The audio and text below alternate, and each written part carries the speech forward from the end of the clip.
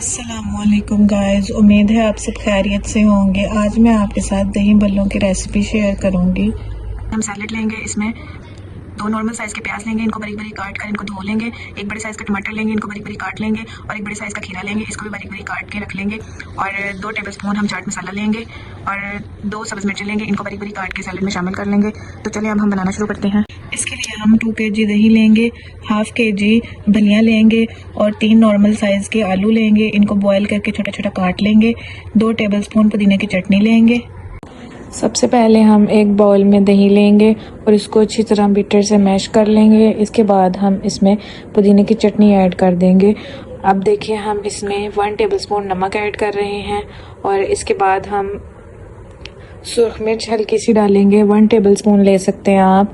उसके बाद हम चाट मसाला 1 टेबलस्पून डाल देंगे। इसके बाद हम इसमें सलाद ऐड करेंगे। सलाद ऐड करने के बाद इसको मिक्स कर लेंगे अच्छी तरह। अब हम देखें इसमें आलू ऐड कर रहे हैं। आलू ऐड करने के बाद हम इसमें बलियां ऐड करेंगे। बलियां ऐड करने के बाद इसको अच्छी तरह हम मिक्स कर देंगे।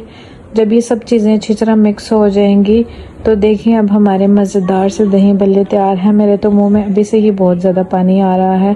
तो चलिए अब हम इसे प्लेट में निकालते हैं और मज़े से खाते हैं। आप भी जब इसे बनाएंगे तो आपको भी यकीनन बहुत ज़्यादा मज़ा आएगा खाने का।